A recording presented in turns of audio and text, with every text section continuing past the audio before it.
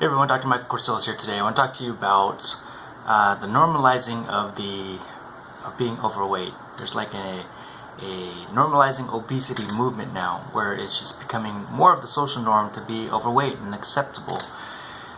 Being acceptable being overweight. However, I don't really agree with that movement or that normalization. I have a lot of patients tell me, it's everyone in my family is overweight. We just have big genes.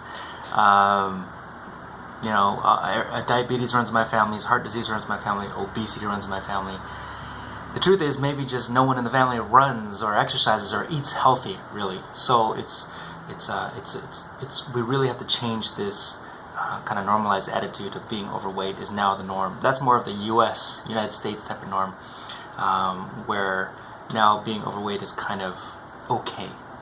So it's something I do not disagree with, because it's been shown time and again in the research it's not a healthy thing for you physically, mentally, and emotionally. The statistics show, 1 in 3 Americans are now obese, not overweight, but obese. And since the 1970s, the rates of obesity of our kids have almost tripled. Again, not good signs. These continue to worsen, especially when we're posting more about the bad foods we're eating, and normalizing those things. So not a good thing. It's hard because food definitely is centered around everything we do in our society. We eat when we're happy. We eat when we're bored. We eat when we're stressed. And unfortunately, we tend to eat the bad stuff. It's never like, oh, I'm stressed out, let me get some spinach and kale. That never happens. It's let me turn to some sugar, some salt, and some sweetness. And the other thing too is these foods, the bad foods, tend to be really, really cheap. How much is it more to supersize something? How much is it for those fast foods, which are readily available anywhere? But it's not just about cost too, because you see a lot of people going to the expensive coffee joints like Starbucks, or quote unquote $5. You could buy a coffee and it costs like $5 now.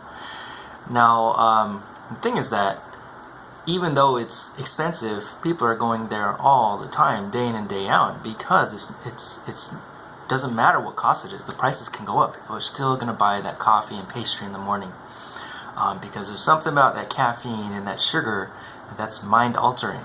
It affects how we feel. We feel great. It's addicting. Sugar and caffeine has been shown to be addicting, so it's definitely bad for you. So it's not always about cost. So what to do about this normalization of the obesity epidemic?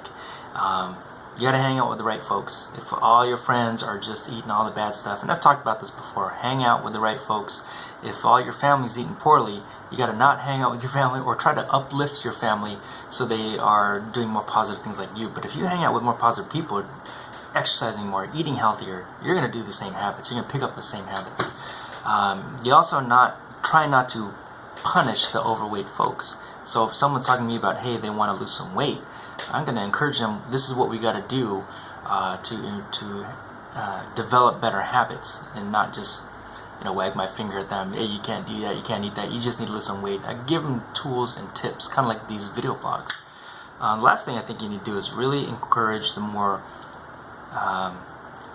the social norms of being healthy, eating healthy, exercising, and how being healthy is going to help you mentally, physically, and emotionally, because being overweight definitely affects us mentally adversely.